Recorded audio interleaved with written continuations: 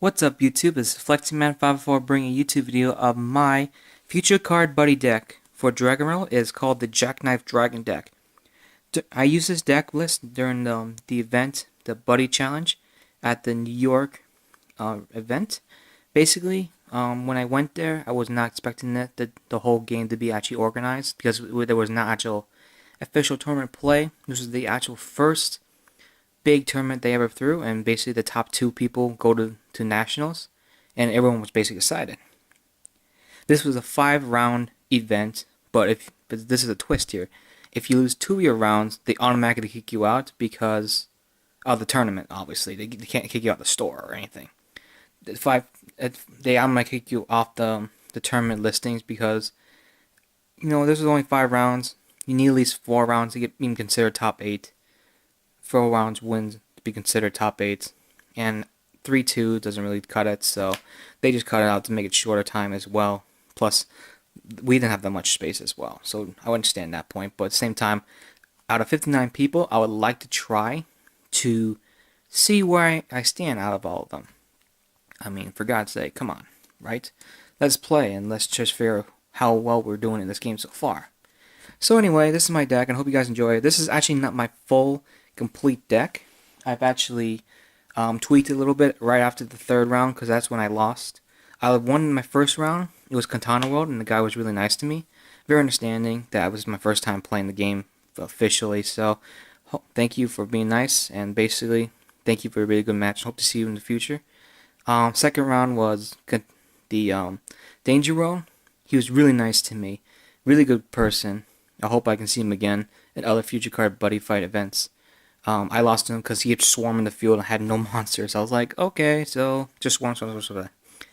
And then my 3rd match was to a YouTuber actually.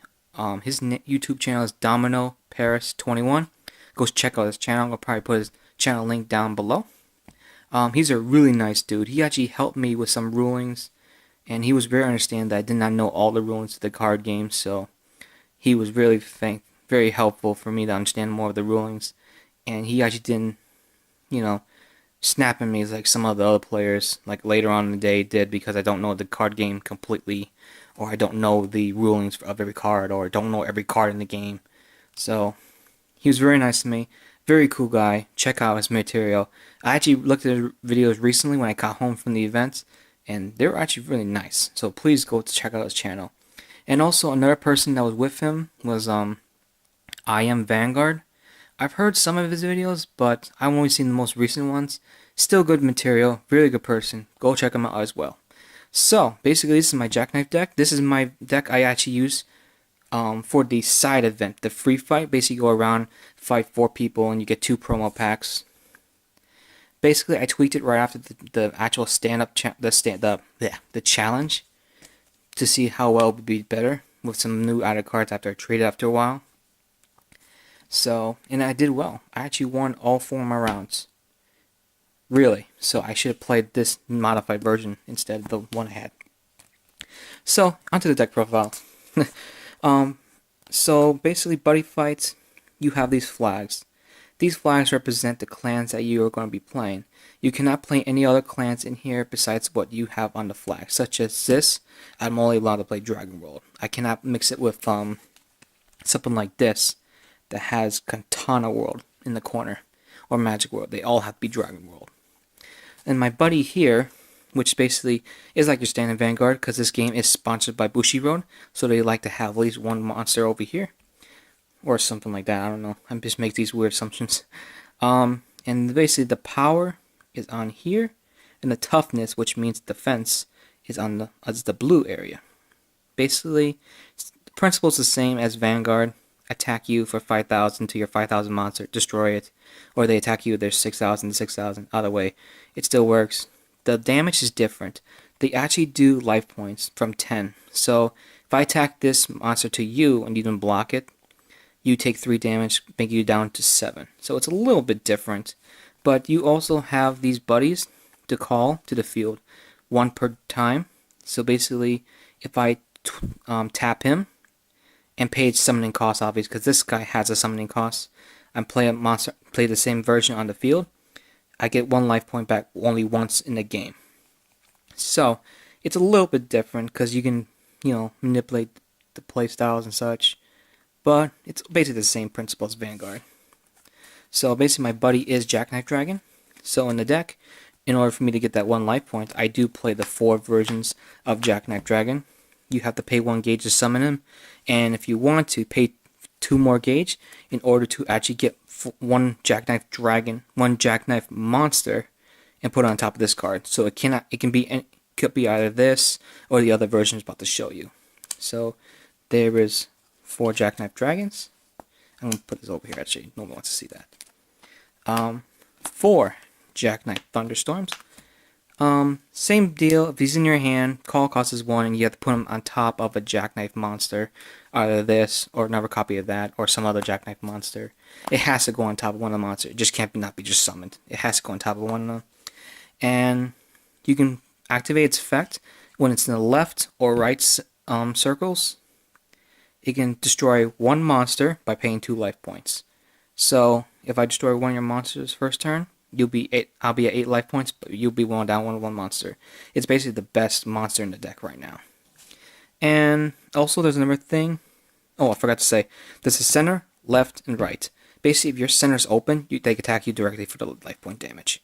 And another thing too, it has Soul Guard. So if my opponent tries to attack this with another monster with, what's it called, 6,000 attack, I can protect it by taking the monster that's in the soul material off, and it stays in the field.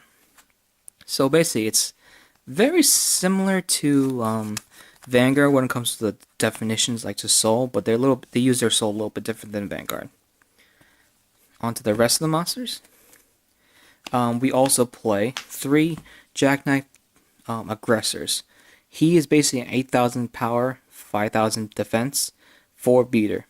And again, pay 1 gauge, put on top of Jackknife monster, and all he really does is just gets a Soul Guard, which is basically the defensive skill over here as a Thunderstorm.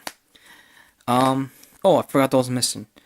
These numbers up top here, just like Vanguard, they basically limit how many monsters you can summon per turn. There's 3 zones, and they limit to basically to sizes. These are the monster sizes. So this is a size 2 monster. If I was size 2 monster, basically I can't summon any other monster besides a size 1 or 0 to the field, because the number of monsters they can play is 3. Because obviously 3, I mean, that's kind of basic, but just to give you a heads up, that's how they determine how many monsters you can play per turn. So it's very similar to Vanguard, just different aspects. And of course, the last of Jackknife, you play 1 Jackknife Dispersal. Again, pay 1 gauge if it's in your hand, and put this on top of Jackknife monster. And if it's in the left or right circle, it gets Penetrate, which basically means in this game, if I attack you and your monster's in the center and destroys it, you take damage equal to this up here. So basically, if you have a monster here and 2 monsters to the left, their left, their right, but I attack your center one and destroy it, you still take damage to this guy here. So basically, it's like piercing for Magic players. And I only play 1 because he's not that good. I only pull him out first turn, and he's okay. The rest of the size 2 monsters, you play 2 Rising Flare Dragon. His call cost is you pay 2 gauge. And when this card is called to the field, destroy 1 size 2 or less monster on the field. I liked him in the event because if I can't pull any of my Jackknife materials, I always have a backup. But I don't want to play more than 1 because call cost 2 is pretty high for a monster gate with this low attack and defense. But it's just good to have. Alright, onto the size 1 monsters.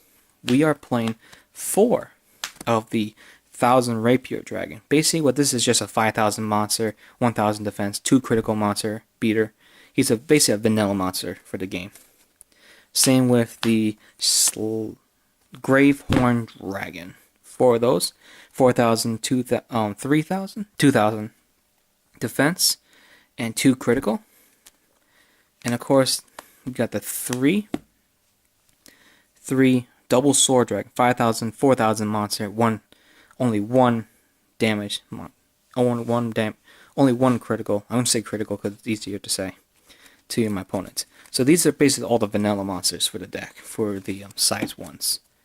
For the non-vanilla ones, I also play the 3 Blade Wing Dragons.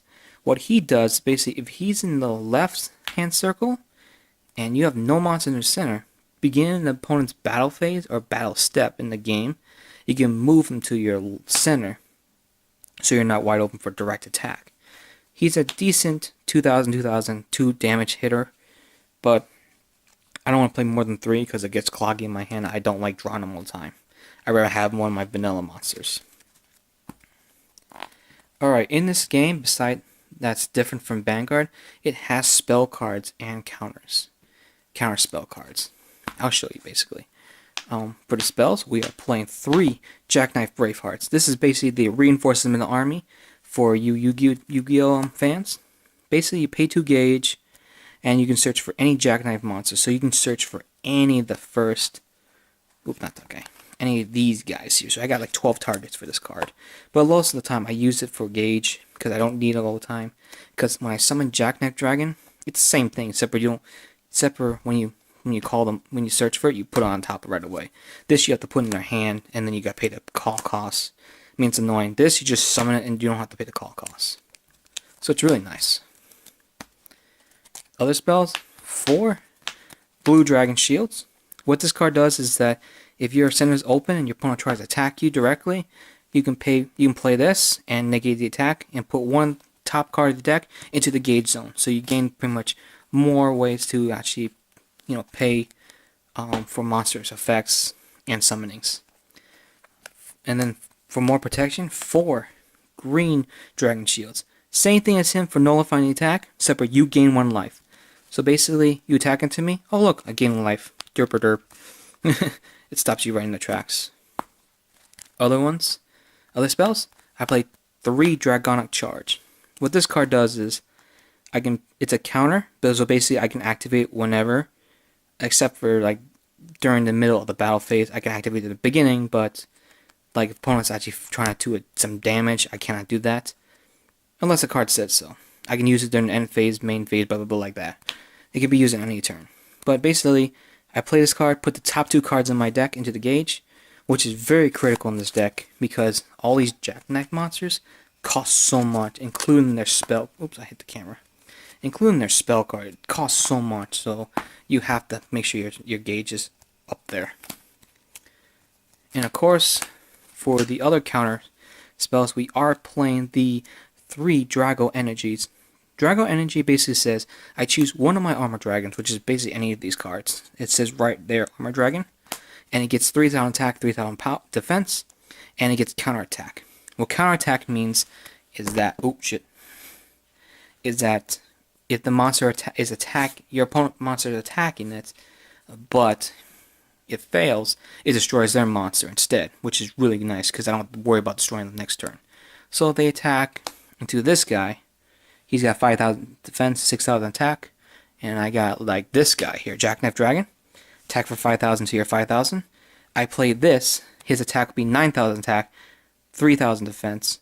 So since his attack and defense is higher than that one over there, Jackknife Dragon, it destroys it automatically. So it's pretty cool. So it's a pretty cool spell card for defense. Just in case I want to keep my monster on the field, or just because I just want to get rid of their monster on my turn. We're also playing 2 of the, what's it called? I forgot what it's called. Green Dragon Knight, Song of the Ancient Lands. I'm proxy one. I actually played this during the tournament. It was actually pretty funny, but I need to find my other one. I don't know where my other one went actually. I had 2, but I'm trying to find them now. So I played one of this and one of that. Basically, it's a set card. So when you pay the call costs, you play it on the side, and it stays on the field. Basically, it's like a continuous spell for Magic for Yu-Gi-Ohs. Basically, it gives me 1 life point for every Armor Dragon I summon. So I summon this. Okay, 1 gauge is gained. I summon this. Oh, 1 gauge is gained. But the main combo people make with this deck is they play Jackknife Dragon, gain 1 life, and then pay for his gauge, and summon Thunderstorm. This is counted. This is actually counted towards this card's effect, so I gain another life point as well. So I can use 2 of the life points I just gained for his effect. So it's pretty cool. I actually learned about after my 3rd round. My opponent actually gave me some tips, and I tried it. It was really good. So I liked that a lot. So I gotta find my other of these cards here somewhere. And the last you're playing is item cards. You are playing items. I'm playing 2 Steelfist Dragon Knuckle.